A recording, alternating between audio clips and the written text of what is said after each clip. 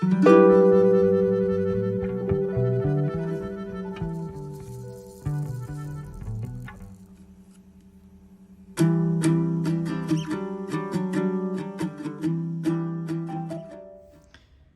everybody, welcome to Koala Planning, and this is another paycheck budget worksheet.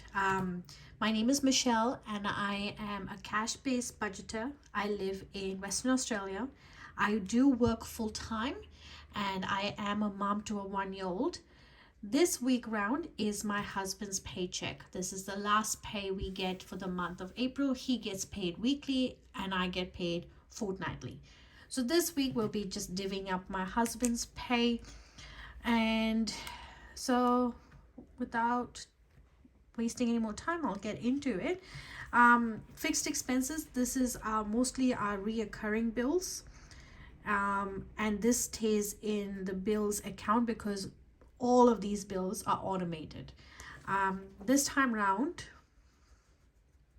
actually what I'll do is I'll start with fuel. So the fuel also stays in an online account because we use Costco. We get better fuel benefits from using Costco, and however Costco you have to use your card.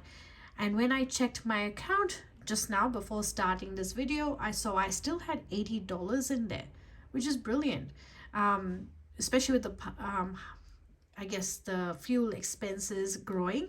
But because I'd been budgeting that little extra, I usually need $100 for both my husband and myself.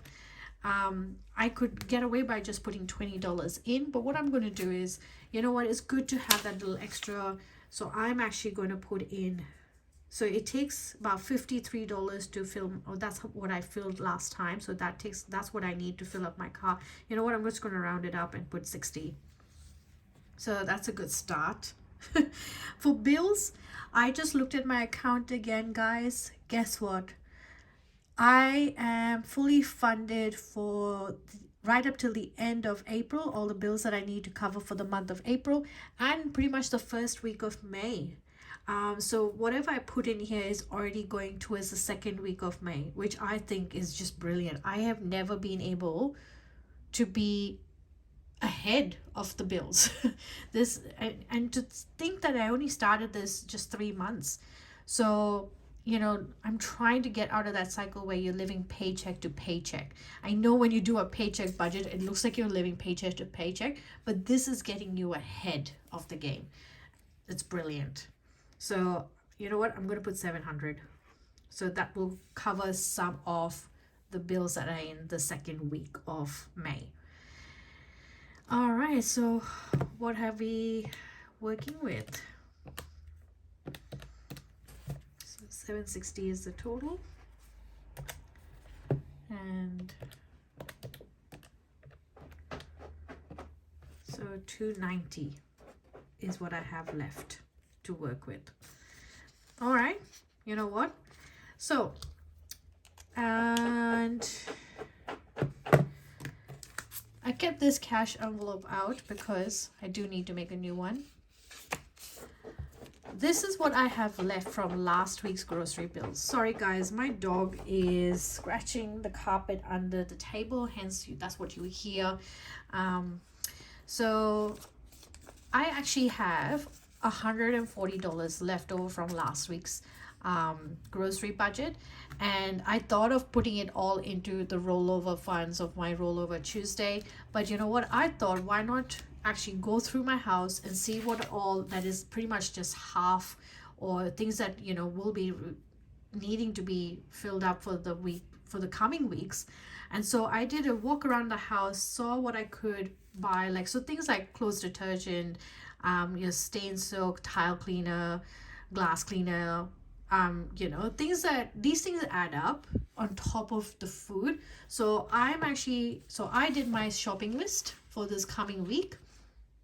And so what I need for the laundry, the toilets, the staples, the baby stuff, which is like your diapers, swimming diapers, snacks, other staples. And then I put together some of the meals that I would like to make in the next couple of weeks. So not just this coming week, because believe it or not, I actually still have food in the fridge, so I could possibly get away by pushing this. But you know what, the weekend is coming. Mr. T, come on. Sorry guys, that's my dog. And do you want to be in the video too? Is that what's happening? All right, that's my kid scribbling while I was trying to do this. So this is true mom life. While I was trying to do this, try to do two things at once. But I thought, you know what, this will actually, if I could add this to the grocery fund that I would normally put together, I can actually do a decent shop, and then let's see if I have to actually pull out the full amount next week. It's worth a try, isn't it? I already know that this is how much I spend in groceries, so why not? And here's the thing, this shows that I'm already ahead of even in my groceries. I'm not living week to week or waiting for the week's pay to come in so that I could pay for groceries. This is so good. Sometimes I'm like, wow, sometimes these things do work. Coffees and takeout, I'm putting $20 in because that envelope is bare. I thought I could, you know, make it last a fortnight, but it didn't. The other thing I was thinking of is trying to get ahead of myself, because I don't have an envelope for it. Mother's Day. How about I put $50? You know what? That's a good start. Why not? At least that will get me some nice pajamas, won't it?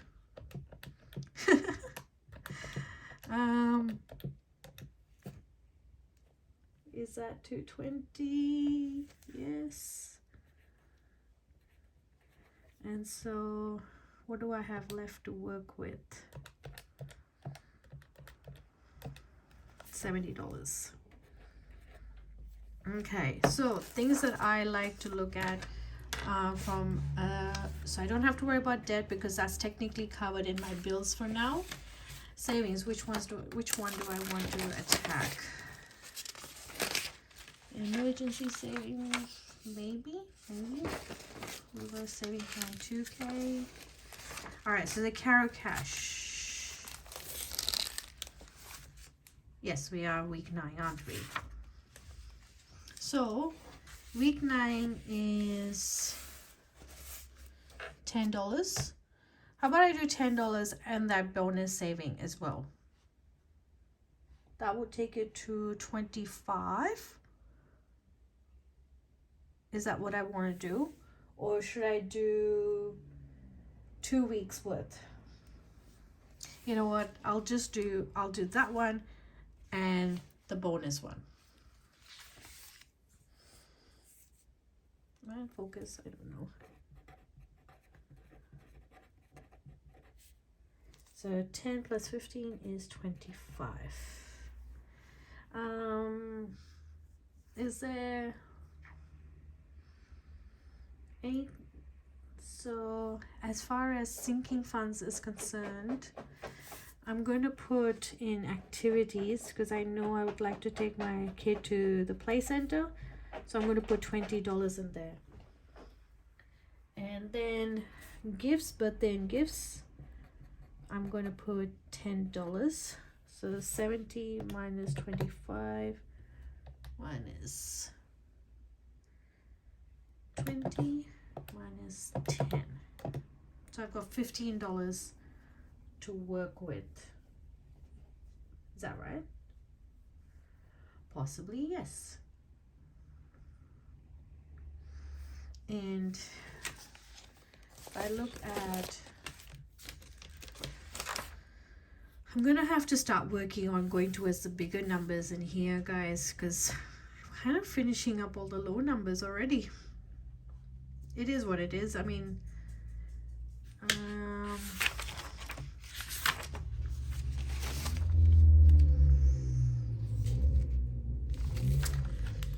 what should I do? What should I do?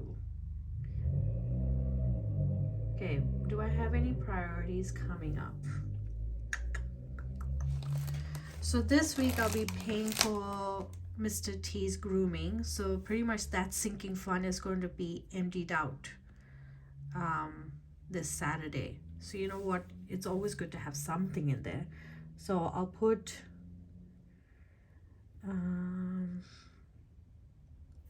oh, should I just attack? This is real time thinking. Real time thinking. I am going to put in 15. All right, let's do, I'll figure it out. I will save $5 in one of the challenges, show that it'll be used, and Mr. T fund, I'll put 10.